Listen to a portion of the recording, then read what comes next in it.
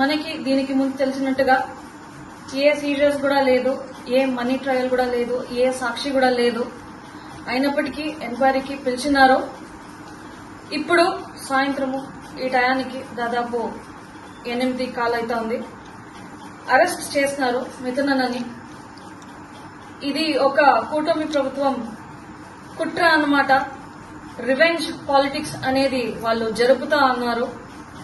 ఎవరైతే ముఖ్య నాయకులు వైఎస్ఆర్సీపీలో ఉన్నారో వాళ్ళందరిపైన కక్ష సాధింపు అనేది చేస్తున్నారు.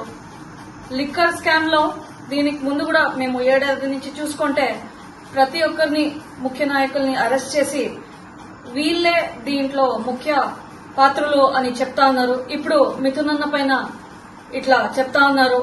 రాబోయే రోజుల్లో కూడా ఇంకొకరిని అరెస్ట్ చేసి మీరు అట్లే చెప్తారేమో.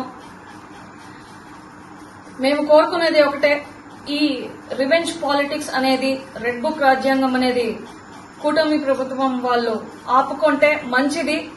మన మిథునన్నకి న్యాయం దొరుకుతుంది అని మేమందరూ ఆశిస్తా ఉన్నాము. ఒక వాగ్మూలం ఆధారం మీద ఈ రోజు వాళ్ళు కేసు పెట్టి మిథునన్న పైన లిక్కర్ స్కామ్ లో ఇరికించి ఈ రోజు దాన్ని సాక్ష్యంగా పెట్టుకుని ఈ రోజు అరెస్ట్ చేయడం అనేది జరిగింది. లోపల ఇంకా ఏమేమి జరిగిందో చూసుకొని మేము రాబోయే రోజుల్లో మన మిథునన్నకి న్యాయం జరగాలి అని మేము కోరుకుంటున్నాం.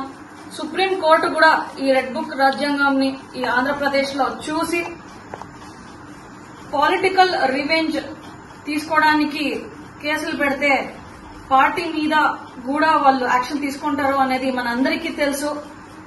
ఈ కేసులో మన మిథునన్నకి న్యాయం జరుగుతుందని నేను అనుకుంటున్నాను.